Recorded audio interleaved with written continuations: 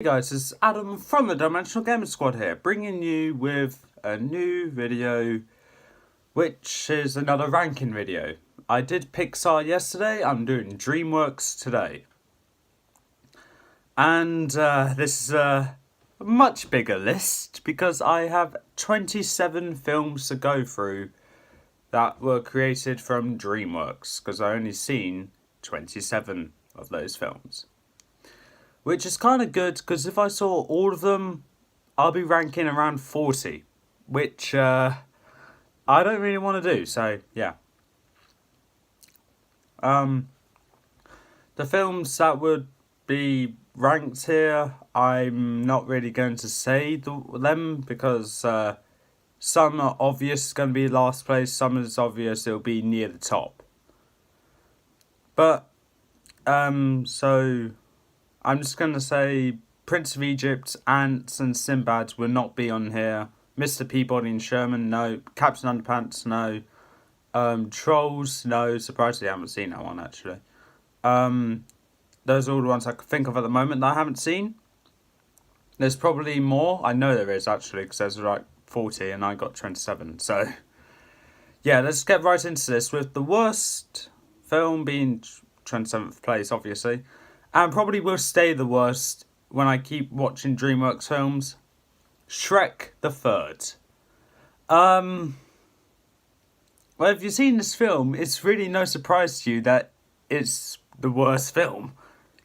If I'm to say the reason why it's last place, it's because it's just bad. It really is. All of it is bad. If there's anything that's good about it, I don't know. Like, the, Shrek's nightmare is just weird.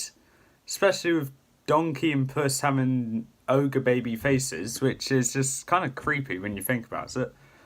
And then, probably the most insensitive part is with the king's death being kind of like a little fake out.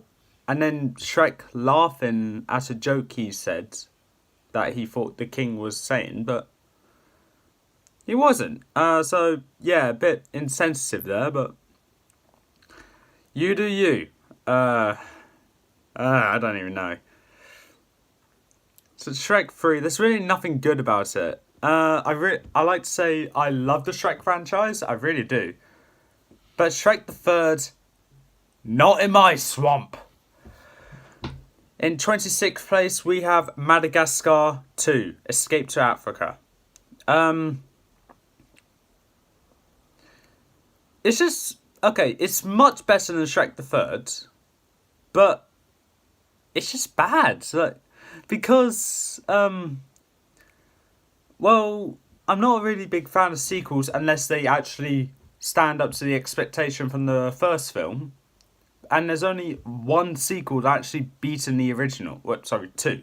There are two sequels that actually beaten the original. And Madagascar 2, not that one. I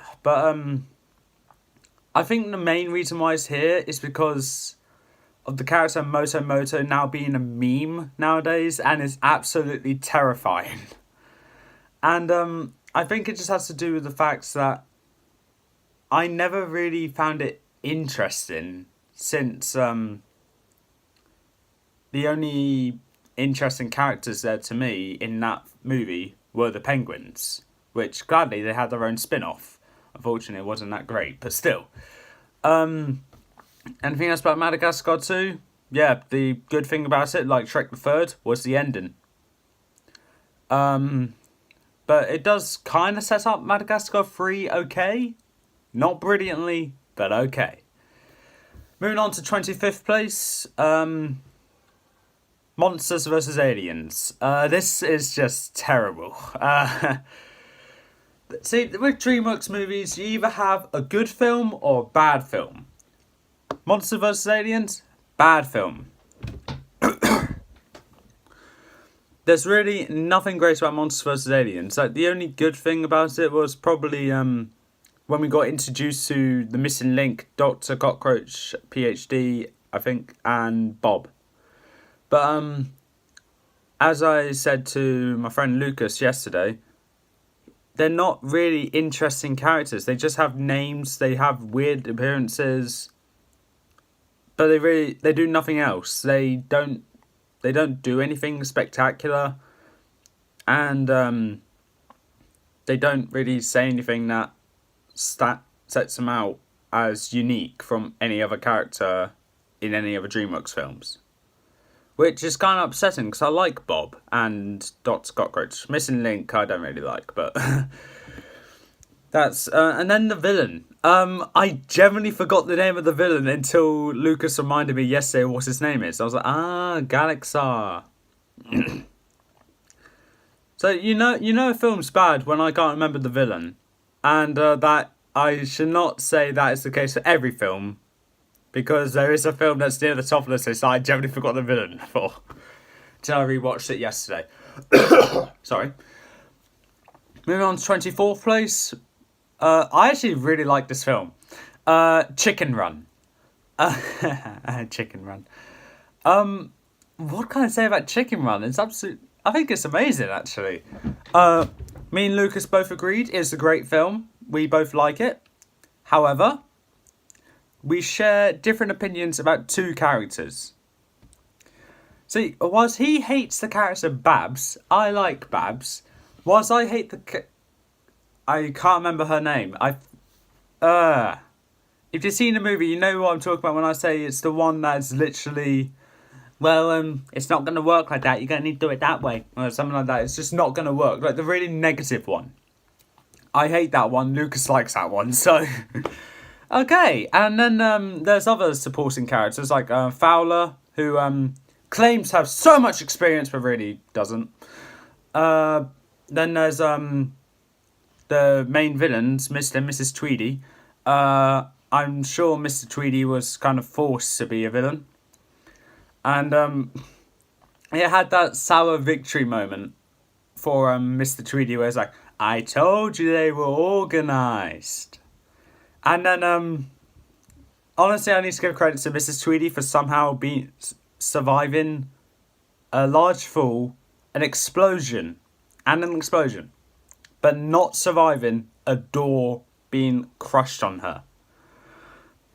Okay. But my favourite supporting characters for this film, which were absolutely hilarious in every scene they were in, were the mice. They're like salesmen, but they're just like, mainly with the shuttlecock, where it's like, you can choose it for a party and a wedding. Okay, I really like these characters. And then the little bit at the end is like, hang on, no. And then where they're just talking about something completely random. I can't remember what it was about, but I loved it. Moving on to 23rd place, we have probably the most B-movie of all these movies, and it's the B-movie. Who thought this was a good idea? I'm being completely honest, why did I put Chicken Run before B-movie? I hated the B-movie. I think the B-movie... Okay, I need to think about the reason why I put the B-movie here yesterday now. Okay. Maybe, Okay, I think I'll probably put the B-movie here because it's more memorable than Chicken Run. Not in any good way. But the fact that B-movie is that kind of film where it's like so bad, it's good. Which I guess is okay, but not the best thing to have in a movie. I think my main problem with it is the fact that Barry thought he can get in a relationship with Vanessa. A bee with a human. I know I saw something similar to that before, but I can't remember where. But all I know is I hated that movie as well, so... I guess? Honestly, I don't know why B-movie's here. Chicken Run should be after B-movie. But no, I said this before for some reason. The main villain in B-movie. What was the main villain? I would say the honey guy, but I would say technically the main villain in B-movie was the main character. he fixed what he done, but really, he caused that big problem. Which is why I think Barry should be the main villain, and which is why it's so unique to me. It's still not a great movie, but the reason being that the main B is the reason being why the world went to crap, and then he fixed it, I think it's okay. But not great. Can we just move on? 22nd place, The Boss Baby. Okay. Same reason. Why is Boss Baby after Chicken Run? Man, I really should have revised this before I started this video. Okay, so what I'm going to say is, can we move Chicken Run ahead of the 20th place? Ahead of the 19th place. So, Chicken Run is in 19th place, 24th place is B-Movie, 23rd place is The Boss Baby. It's entertaining to an extent, but it's not exactly memorable since the main theme about it of getting replaced has already been done in another movie, which done it slightly better. Which isn't great, because I'm going to be talking about this movie soon. In 22nd place is Home. Home. I really can't remember much from this movie. It's actually that forgettable, which you'll be surprised if it is, because it doesn't seem forgettable. Home.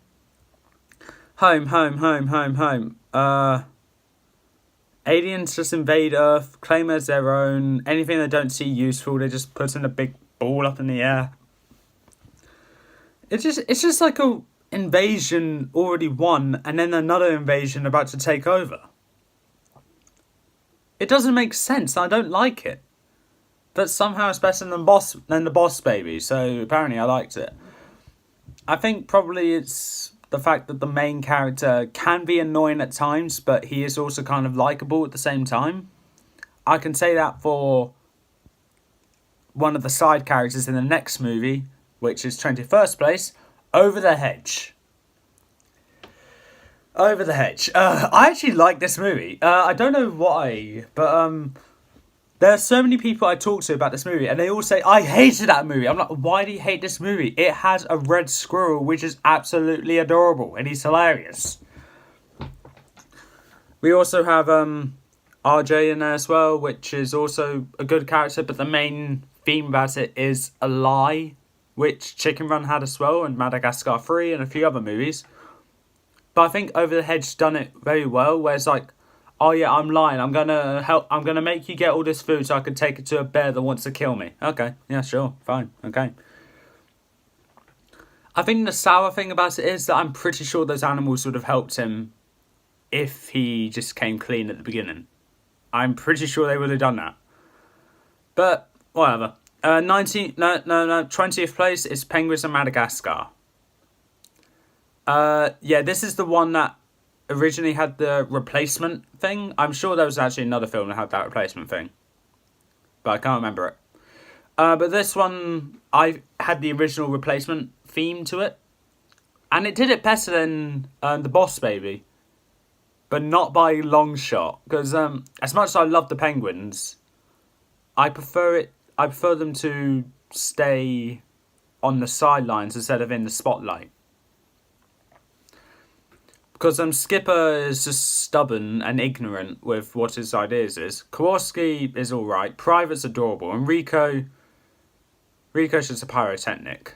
Skipper is probably the worst out of them. Oh, God. Okay, so moving on to the proper 19th place. It's Chicken Run. Okay, I already explained Chicken Run being here. Chicken Run deserves to be further ahead than Over the Hedge and Penguins of Madagascar. Main and B movie. But, yeah, Chicken Run, 19th place. Sorry about that confusion. I got confused as well. I can't even read my writing right now. 18th place, we have Turbo.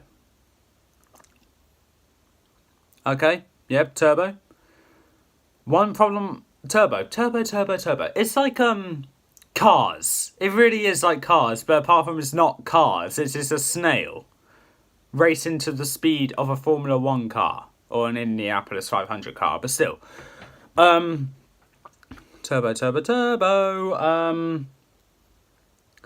I mean, the theme of the the theme of the movie is in the name of the film. Like, turbo is another word for fast, and it's just a scenario that wanted to go fast. And the reason how he got to go fast is just a bit crazy, in my opinion. Not a big fan of that. But then again, it's somehow better than, let's say, Home or The Boss Baby. So at least it's doing something right. And I'll prefer Turbo over any of the Cars films any day. Apart from Cars 3, I like Cars 3. Okay. 17th place, we have Flushed Away. Flushed Away. So I just learnt yesterday that Roddy was played by Hugh Jackman, who is probably one of my favourite actors at the moment. If I can find it, there we are. I don't know what makes me say this, but okay, Hugh Jackman, probably one of the best actors. He played Wolverine as well. I haven't seen any Wolverine films, so I can't really say he does great in that. He does great in The Greatest Showman though, so yay. Hugh Jackman plays Roddy, so the main character. Okay, I did not know that. I think this is the original theme of Getting Replaced. Like, this was the film with the original theme of Getting Replaced. But it's not with the main character. Like Penguins of Madagascar, it's with the villain. With the villain getting replaced from the Toad to a rat. God damn it, Prince Charles. Even more of a wanker than you are now. Yeah, I know. I'm dissing the royal family. This is probably going to get me in some trouble. Get me honest though, I don't care.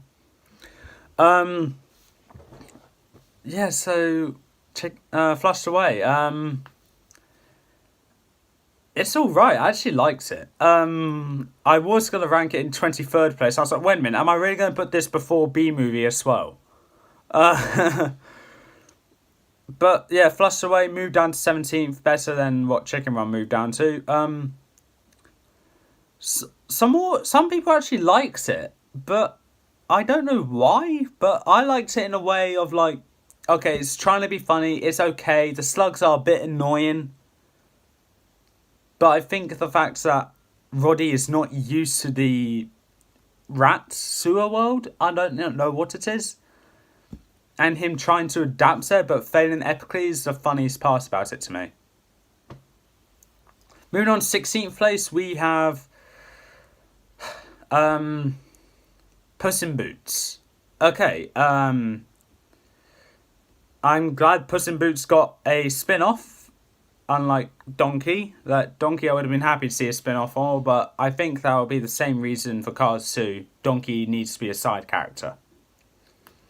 But Puss in Boots, that was actually a good film. I liked it. Like, it had some what's the right word for this? Flirtatious moments with Puss and Kitty Softpaws. And so many other stuff here as well. About Humpty Dumpty going up a beanstalk to steal a golden goose that lays golden eggs. And then there's Jack and Jill chasing after them. I feel like I'm missing something here, but that is, in my opinion, too much fairy tale in a film. Coming from the Shrek franchise, yeah, it's supposed to be a fairy tale, but I don't think it needs so many fairy tales in one film. Like, I know what you're going to say, doesn't Shrek and Shrek 2 have Pinocchio, Gingerbread Man, Wolf and Three Pigs and all that? Yes, it does. But, unlike them, they're side characters. All of the things I mentioned in Puss in Boots are kind of in the main story, whereas everyone else just at the sidelines doing their own thing.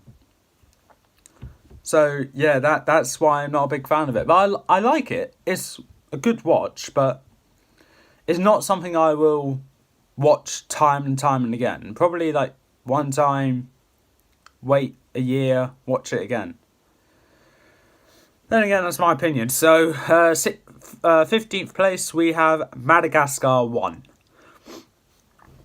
Yes, Madagascar 1. I like this movie, I really do, but I think the sequel to Madagascar, the third one, is better. Now, the first Madagascar film is here because they were just introduced to the characters from in this movie. Just like trying to get them a character of how Alex is the prideful one because he's the lion and all that. Marcy is the, I wouldn't say the dumb one, but the more joyous, cheerful one. Gloria and Melman are just there. And I think the main problem I have with this film is that the side characters from Madagascar 2 and the other Madagascar films, which I like, the penguins, they just seem a bit bland. Apart from Skipper, Kowalski, Rico and Private are just really bland in that movie. It's like standing there going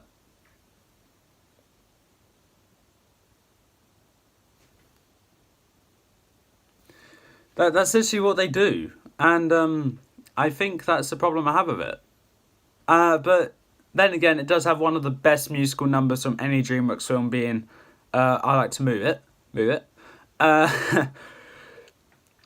that's really all it has. So, yeah, Madagascar 1, 15th place. Moving on. Madagascar, no, ignore that. I was not meant to say Madagascar, I was meant to say 14th place. In 14th place, we have Shrek Forever After. Or Shrek 4. Come on, it really came to no one's surprise that Shrek 4 will be in the next Shrek film here. But, I really don't have a problem with it. I actually like it a lot.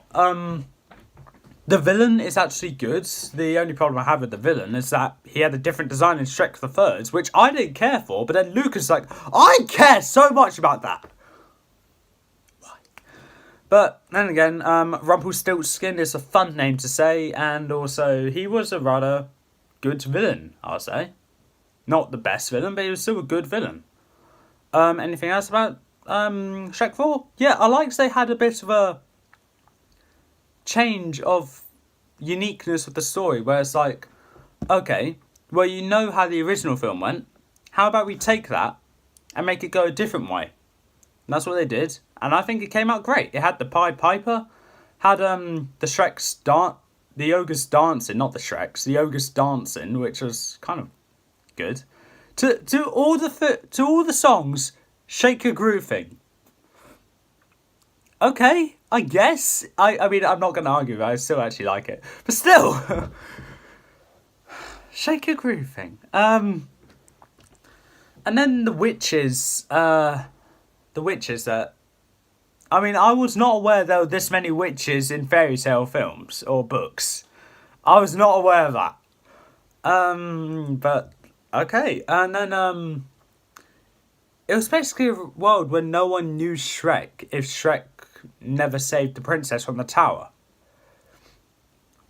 And then at the end of it, with that epiphany that Shrek had, where it was like Fiona rescued him, which I think to some people can be a bit of a cringy moment, but to me I was like, oh, okay, that's actually a really sweet moment. I liked that. It was actually a great ending to this quadrilogy. And I would say it's a great ending to the franchise as a whole. But when I was searching up the list of all the DreamWorks films, I found out there's Shrek 5 coming in 2021, I think. So I got that to look forward to. I grew up with Shrek, so I'm actually looking forward for that. Just as long as it's not like the third one. Okay. In 13th place, we have probably the longest title of all of these movies. Wallace and Gromit, Curse of the Were-Rabbit. I liked this movie. I really did. This was not the first movie I saw in the cinema, because that was The Incredibles. And I think this came out before I was born, or shortly after. But this was the first movie I saw as a whole. And I have to say, it was a good movie. And I got to do a call with Lucas, and he was like, oh yeah, this is a great movie. If you've seen the shorts, you'll like it even more. Like the mini episodes before it. Yeah. I saw this movie, then I saw the shorts. Okay. Was it still good? Yeah, it was. So, yeah, so that's Really good. And I think the fact the main villain, Lord Victor Quatermain, has his own funny moments, especially like a bullet, and but really similar syndrome. He's just acting like a child trapped in a grown man's body. Apart from this one's just more hilarious. Sorry, Syndrome, I still like you, but Victor's a more hilarious villain to me. He's alright though, and then he probably just got, the statement, or probably the staple, of the harshest rejection ever. Where it's like, aha, I've beaten a were-rabbit, gets hit by a... What does he get hit by? A carrot or a pitchfork? He gets hit by something in the back of the head, falls off a building, and lands on Wallace and Gromit's van. And what does the lady say? Consider yourself dumped. Nice. Okay, so that's the epiphany of a rejection. And then to get what he deserves, he got stuffed into a bunny suit and then gets chased along by an angry mob. Which I guess he kind of deserves. But it's alright, I guess. But I think the thing that was really putting it down was the fact that it wasn't long enough. I wanted a longer film. I would have liked to see a longer film. It had its crazy moments, but it had its also rather creative moments, since Wallace is an inventor and all that. But I think the weakest part of this film for it was probably...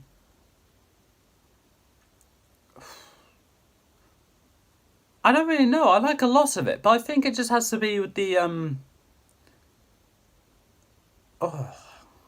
There's lots of bits in this film I like. I think it just has to be, even though he has his great lines, it has to be Victor's confrontation with Wallace before he turns to a were-rabbit. Which is okay, I guess. But I think it's the weakest scene for me, since Victor's resorting to violence just to get the woman he likes. Okay. Number 12. Probably the most forgettable film in this list, but also very underrated. Rise of the Guardians. I remember seeing this film in cinema, and my parents liked it as well. Well, my dad's... It's just like what every other dad would say. It's like, oh yeah, I thought the beginning was good. The rest was boring. I won't talk to you next time then. Mum, what was your favourite bit? All of it. See, that's a good choice. That's a good choice. It was a good film. I liked it. The villain was a bit bland, but I think that's the idea. He was supposed to have a bit of a simplistic design, but have really unique abilities, which is like turn good dreams into nightmares, which is actually really good. There was a bit that did confuse me though, which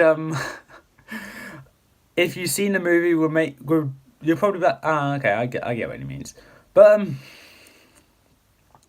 when we're introduced to this guy, he's inside this little girl's room, turning her dreams into nightmares. And because it was a guy in a little girl's room, I was like, is that her dad? I later found out it wasn't. I was like, oh gosh, this is embarrassing. I know I felt so much embarrassment from seeing that one thing, and I'm glad I was wrong, but if you've seen it at the age I was, which I believe I was like maybe 11, maybe 12, you'll be like, oh okay, I can see why he probably thought that. But anyway, moving on. 11th place we have Megamind. Let's just say this movie blew my mind away. No, I'm joking. I'm not really sure what kind of theme this fits into. Probably the theme of you created something bad, now you must destroy it. Which is what he did. He did it. He saved Metrocity. And it was actually a really good movie.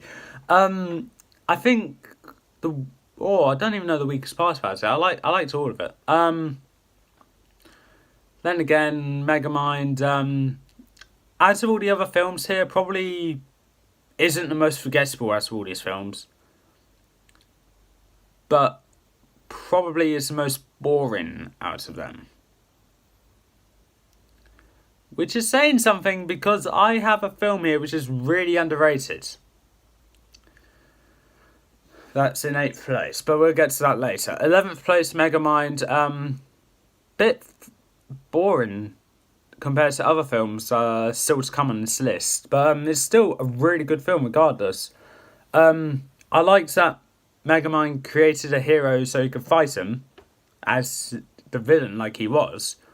But then after Titan found out that he can't get the girl that he wants, he resorts to the villainous path, causing Megamind to go on the good path.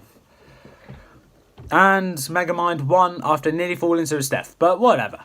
And I like the opening to it, I really did. Where it's like, it opens up in the middle of the fight against Titan, where it's like falling in the sky. It's like, okay, we need to go a bit further back so you can see how I got into this. Him as a baby. Okay, that's a bit too far back, but look how adorable I look. But still. I saw that in another Disney film called The Emperor's New Groove, and The Emperor's New Groove came out before Megamind, so they may have stole that scene from that. But I think it's a good revival of it. Both of them are good. So, yeah. 10th place. We're now at the top 10, and we have 2 trilogies left that I have not mentioned any of the films from. Which is kind of hilarious if you think about it. But anyway, here we are. Number 10, Kung Fu Panda 3. Now, it goes without saying that Kung Fu Panda 3 is the worst of this trilogy. And they're kind of upset because I actually like Kung Fu. I like all of them, but this... The people I ask about Kung Fu Panda 3, they say their main problem is Kai. And I'm like, I like Kai!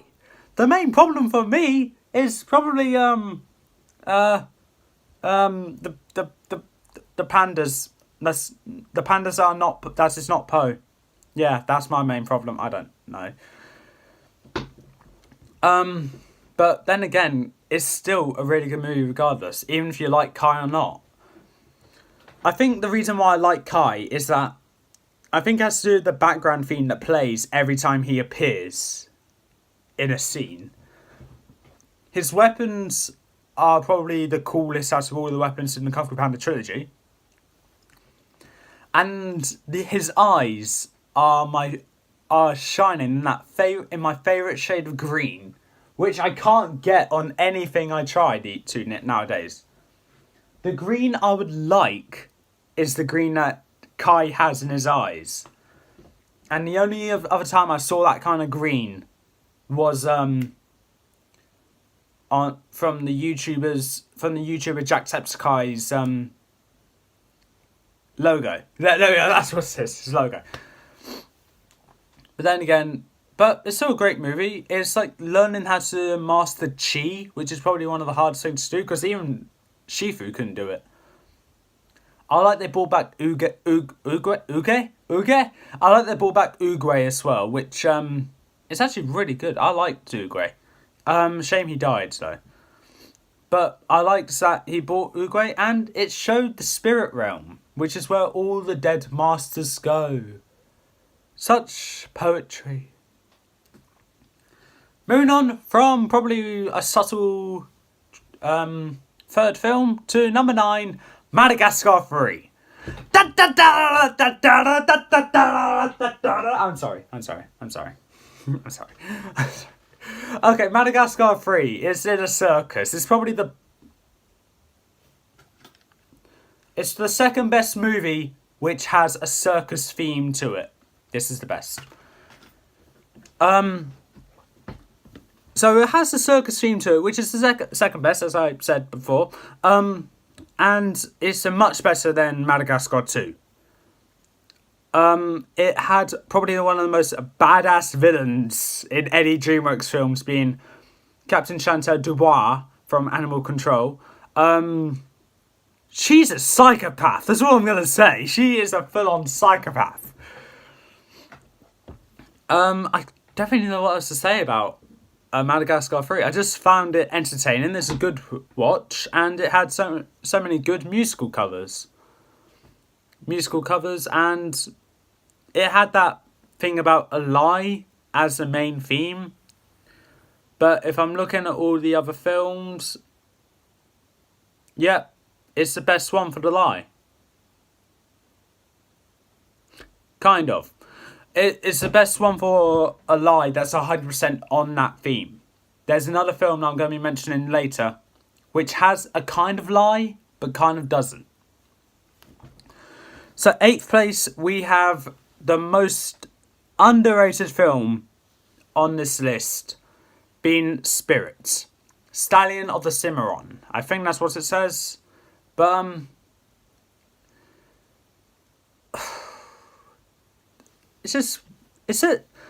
with the lack of things being said here, it shows so much with so less being said, which I like a lot. The musical score from Bryan Adams is amazing. And we also have, the main character being Spirits. I think that's what his name is, actually. Is it? I can't remember. But Spirit had the main character had that attitude where it's like, I don't take crap from nobody. He's like a lion, like really proud of himself for his for the things he does, which is a bit weird, but okay.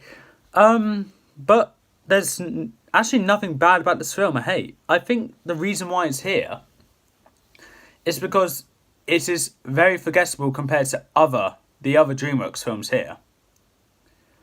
And the fact that it has a bit of a slower pace and a bit boring compared to the other films.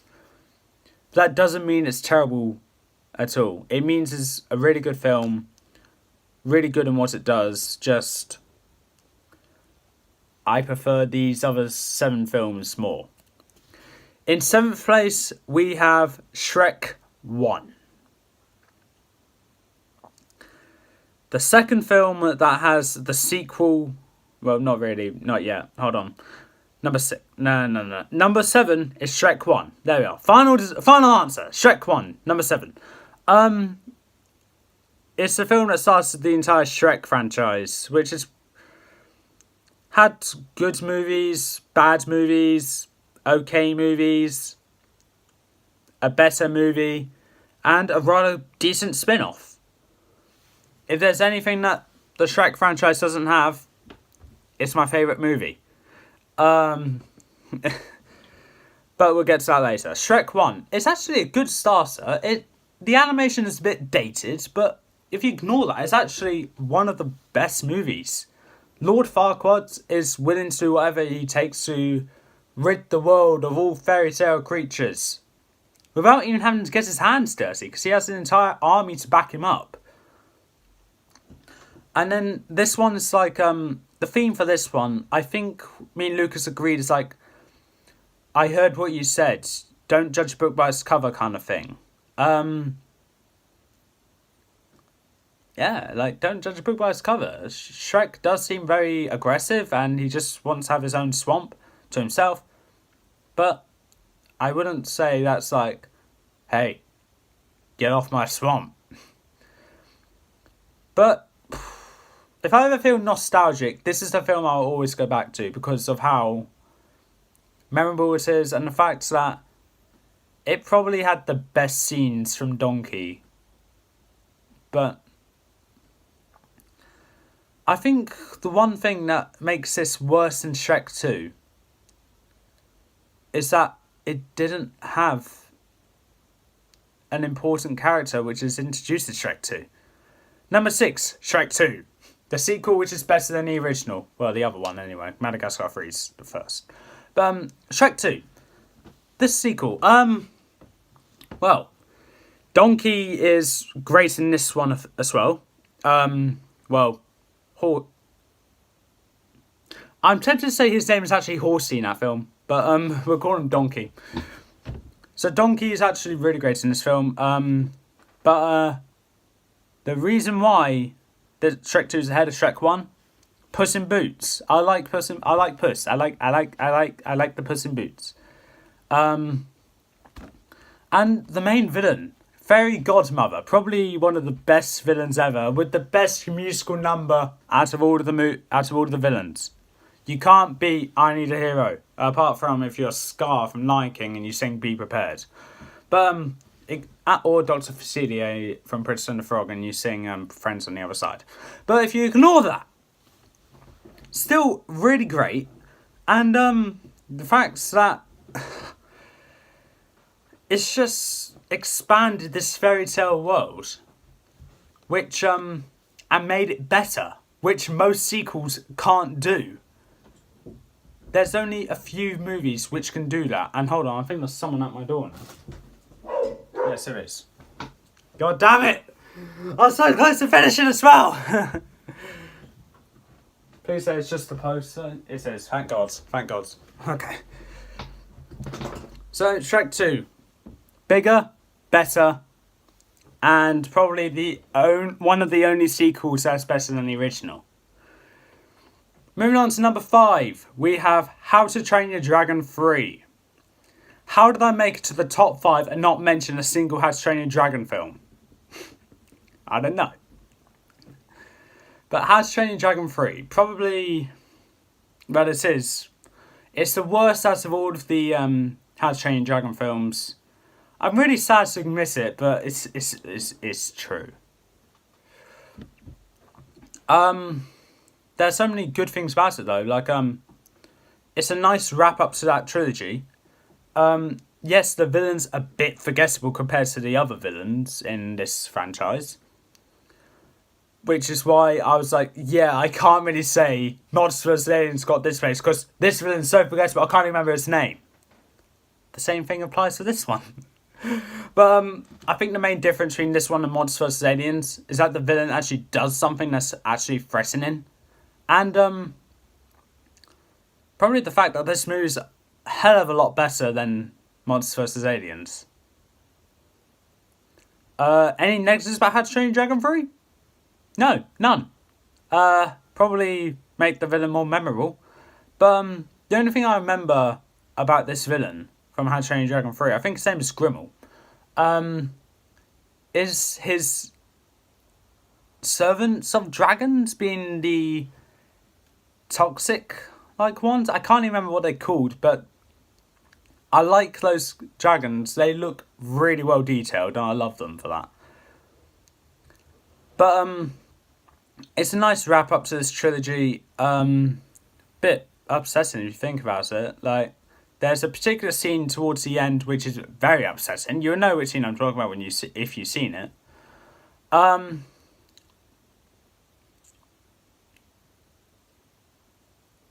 least had a blue eyes white dragon. He had a blue eyes white dragon. Okay. 4th place we have How to Train Your Dragon 2. This is how great the franchise is. So we were at the final 5 and already done the last 2 of the films from that franchise. How to Train Your Dragon 2. It's a great movie, just as good as the original. The only problem I have with it is also the villain. And that's the same reason for Lucas for saying it to him, because he said it to me over the call. He yells too much. I'm like, okay, so he yells too much. So what? I'm pretty sure Lucas Screen's favourite movie is Kung Fu Panda. But if I remember correctly, doesn't Tai Lung yell a lot? He yells a lot more than Drago Bloodfist. Okay. Yeah. I know you're watching this, Lucas. Answer that. So... there's my little question for Lucas. I hope you enjoy that.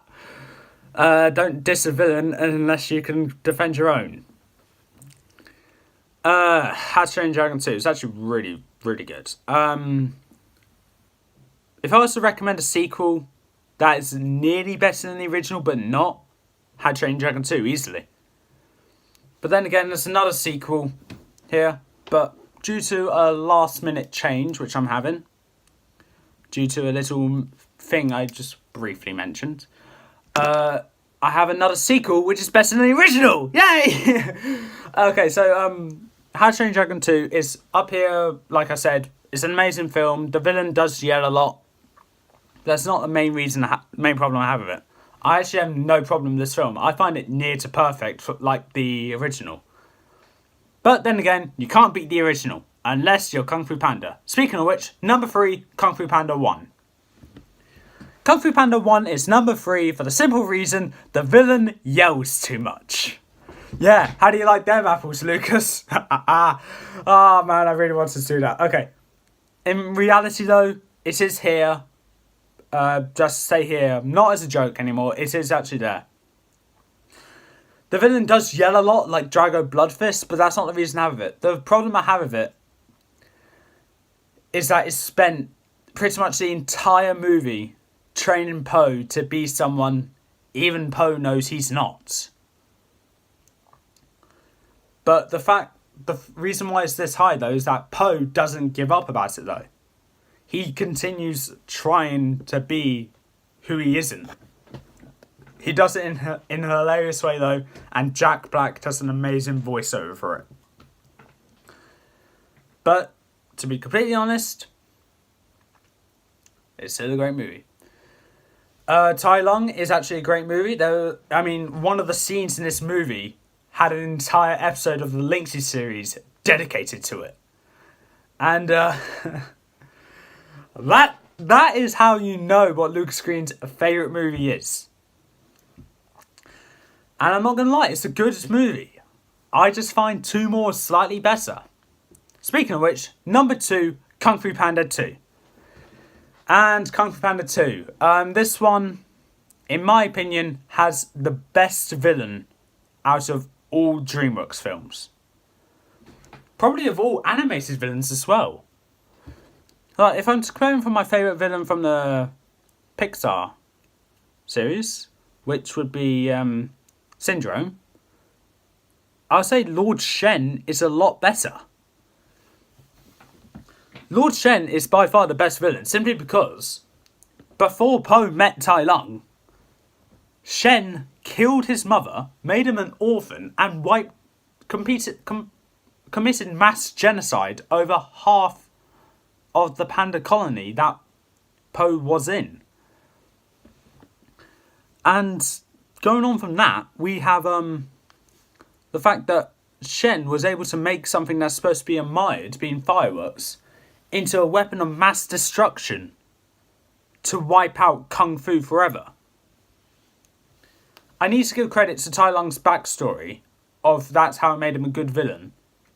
Shen was made the better villain for the simple reason of the fact that he had this entire plan to wipe out pandas, and now that he believed he killed all the pandas, he was going to take over China with the use of fireworks to destroy Kung Fu forever.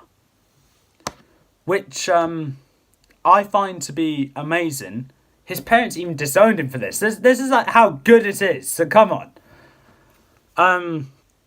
If I'm to be completely honest, so Kung Fu Panda 2, great movie. Shen even has an entire army of wolves behind him. Yeah, and that's not supposed to happen. How does a wolf have a boss being a peacock? A bird which I'm sure a wolf would enjoy eating on. I don't know. So that just proves how intimidating or how amazing Shen is. The fact that some of the greatest Kung Fu masters actually given up on trying to defend Kung Fu because he's that powerful. I don't remember any Kung Fu masters giving up on Tai Lung, on trying to beat Tai Lung. But Shen, great villain, probably the reason why it's number 2, but also it's a great story as well, and a great adventure for Poe to find inner peace, which, as Shen said, he should not be able to, since he scarred him for life. Then it had that bit of a funny moment where it's like, yeah, that's the point, Shen. Scars heal. No, they don't. Wounds heal. And what do scars do? Kind of fade, I guess. I don't care what scars do. Then it gets that final 2-minute fight where something happens, causing a beam from a boat to fall on top of Shen. Shen notices this, and he just accepts his fate, which is something that most villains don't do. They don't accept their fate, which is why I like Shen, because Shen is like probably the calmest of all the villains, but also the most trigger happy of the villains as well. And the fact it's made mostly of metal, that is just a bit weird. But I need to agree with my mate. I can't say his name. But I need to agree with my friend here, where it's like Shen is the best villain whatsoever. And he has so many points to back up this. And all those points he said are the points that I said to say why Shen is a great villain. I have to agree with him. You can try and say why you think Tai Lung is better than Shen, but I think I'll stay on Shen's side. I mean, I know the backstory of Tai Lung's sad, kind of making him a good villain, great backstory. But Shen, he killed Poe's mother, okay? You can't get more evil than that. Anyway, moving on to number 1. We have How to Train Your Dragon. Thank you. Yeah, best movie ever, How to Train Your Dragon. Now, I'm going to be pretty honest. With the top 5, I could have swapped all the movies over. Go like, okay, so maybe Kung Fu Panda could be the best movie? Heck, maybe How to Train Your Dragon 3 could be the best movie. I don't know which one was the best movie. You could even ask Lucas. He might even comment in this video backing me up here. He was in the call me when I was doing this ranking. I was like, I don't know anymore. I just wrote them down randomly and just gone like, okay, yeah, that's my ranking. I did that. Go like, I don't even care what I do anymore. Just that just shows how close it was. Like with the Pixar, I said the top 7 I could swap round, but also it'll be the top 2 mainly, which should just, or maybe the top 4 as a push, will be the ones that will have a shot at number 1. With Dreamworks, it's the top 5. I had so much trouble deciding what the top 5 would be. It was not even funny. I was generally pulling my hair out trying to do this. But at the end of the day, I came to the decision of How to Train Your Dragon. It was setting up to a great series. It's setting up to a great franchise, which had its own spin-off. So did Kung Fu Panda as well. But I think How to Train Your Dragon had the better spin-off.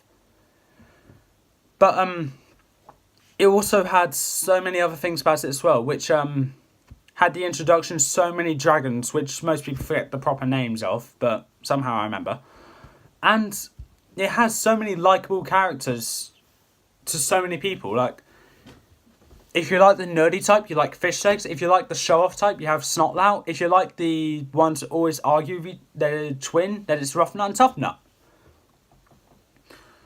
And if you like the badass, it's Astrid. But still, How to Train Your Dragon. I think this film has the greatest chemistry between any duo on any movie, being Hiccup and Toothless.